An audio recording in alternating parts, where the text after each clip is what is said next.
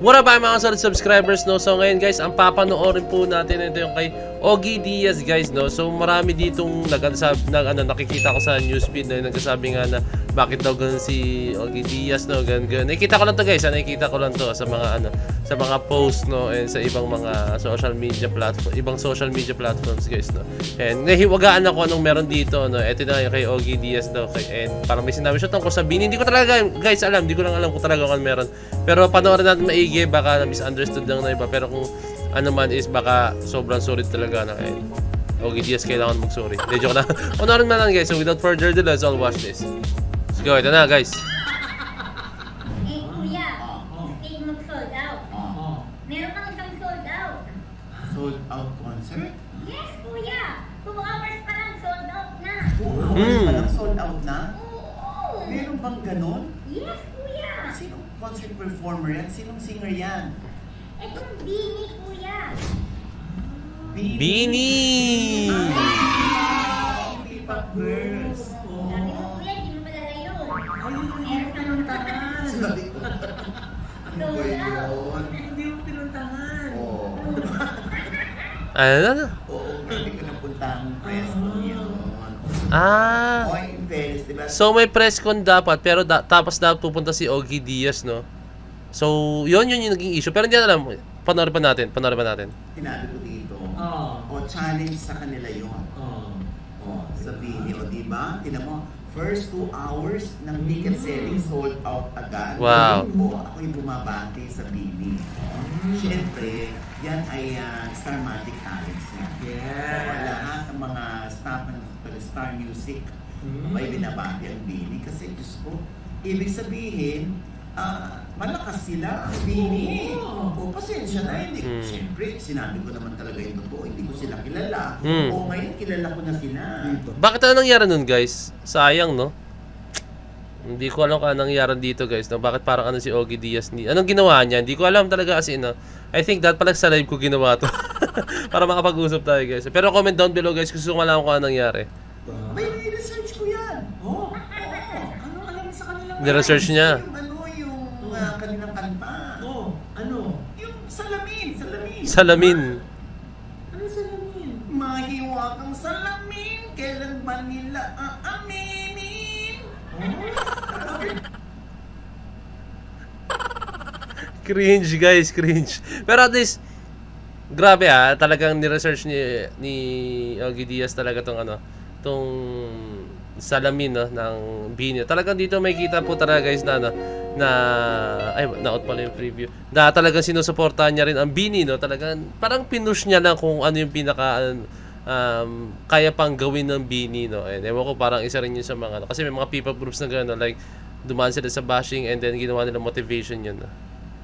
Parang ano taas ng nota ni Noy? Absol ba, Noy? Oo. Mahiwagang salamin, kailan ba nila aaminin? Ang cringe, nakakainis. Okay, congratulations sa Bini. Siyempre guys, no, si Ogie Diaz guys, isa na yan sa mga parang sabihin ng mga OG o pioneers pagdating sa showbiz guys, na as in, na. So I think na alam niya yung ginagawa niya. Hindi lang siya basta nang babash, hindi lang siya basta nang kumbaga kilalang siya ng mga artista, kilalang nila si Ogie Diaz, and the fact na talagang napansin niya ang Bini, which is a very good very good sign yun, na talagang pumupunta na sa radar ng isang Ogie Diaz ang Bini, no.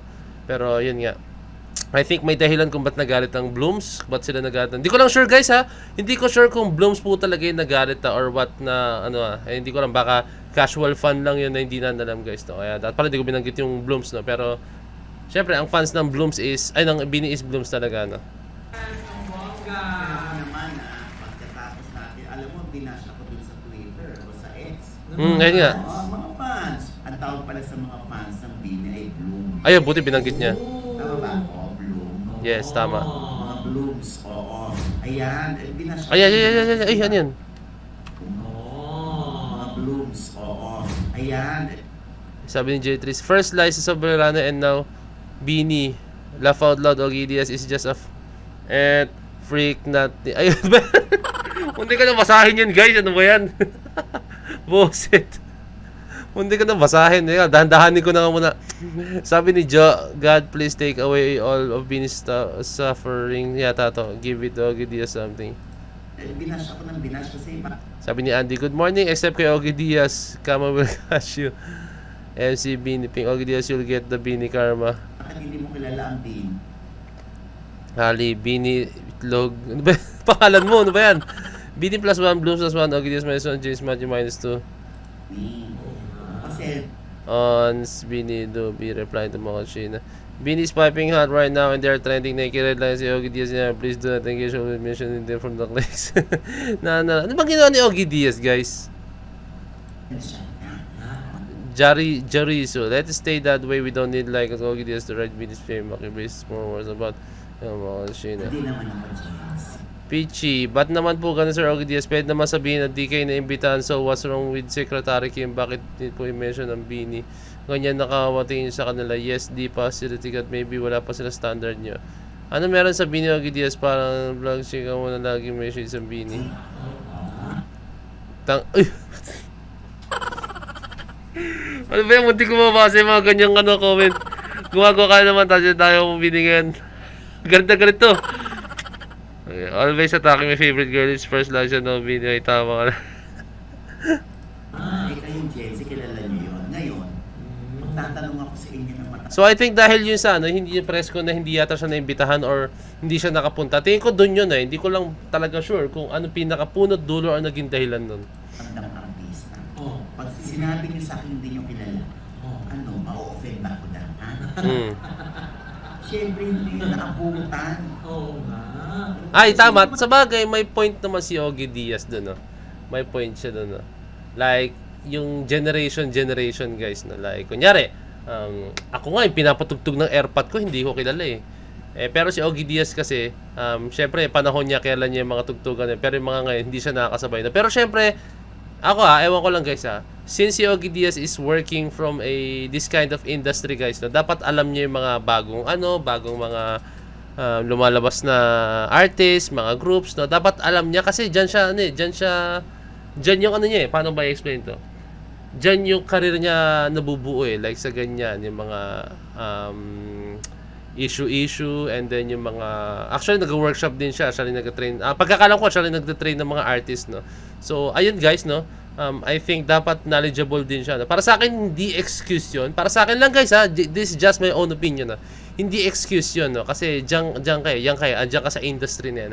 Maliban na lang kung isa kang normal na kunyari hindi ka na-involve sa ganyan like worker ka or kunyari empleyado ka sa kung ano mang company or normal na mamayan ka hindi ka diyan or work mo is hindi related sa ganyan okay, understood. Pero kasi siya tingnan nyo, lahat ng vlogs niya is more on sa showbiz sa mga nangyayari sa entertainment sa Pinas talaga kaya para sa akin hindi excuse yun Mr. Ogie Diaz na alam mo yun na excuse na hindi mo alam, hindi mo kailangan dapat alam mo po kasi parang it's part of your job Nabulol pa ako. Grupo na naalala mo parang counterpart ng Billy ngayon. Hagibis. Babae pa yun. Hagibis. Di mo alam ang Hagibis.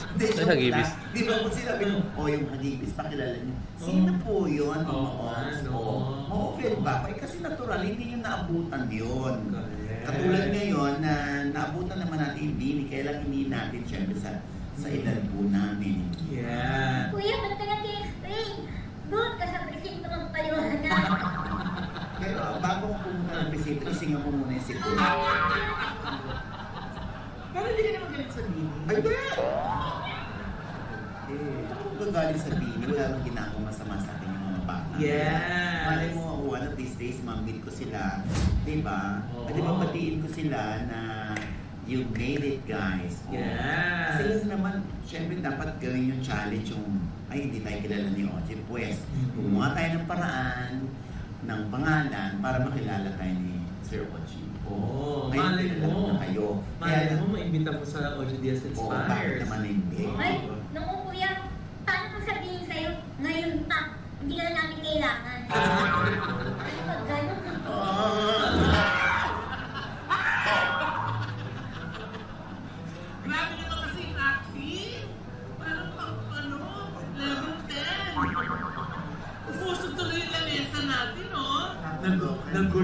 Muntik mabasa, oh. Alam mo namang vintage na yung camera natin. Oh, hindi ko ngayon. Di ba ako magagawa? Hindi talaga mo ko doon. Ako talaga sasampalin ko na ng baka. Hindi nga. Kung magpapa-interview, okay. Kasi ang Bryce na, ano ko, Ay, oo. nasa South Korea na ngayon ang Bryce. So, Oo. di ba? Basta mamimit ko rin sila. Yes. At syempre, hindi mo parang umiyak ko ng sorry. Oo. Basta babatiin ko sila. Ayan. Siguro pag sorry kasi hindi ko kayo kilala. Bakit hindi po kami kailangan kilalanin? Oo nga naman din. Biglang bumalon na. Hindi naman natin kilala talaga lahat ng Oo. Knowing Bini, hindi naman sila ano eh, talagang humble yung mga yun. Ah, Pero congratulations sa Bini. oo, grabe. Phenomenal din na yan. Oo. Yun mo 2 hours sold out yung mga concert. Uy, member yun naman dun sa Bini City. Brenda. Tapos, huwag na. Kasi baka mag-iba ang pangalan. Ano na, kuya? Buni. Ha?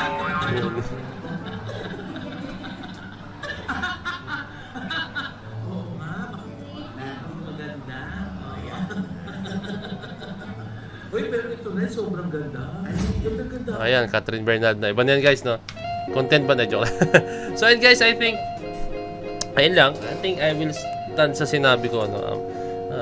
Yun nga, sinabi ko kanina na it's part of his job, no, ni Ogie Diaz, yun sa entertainment, no? Kaya kailan niya ang Bini, no?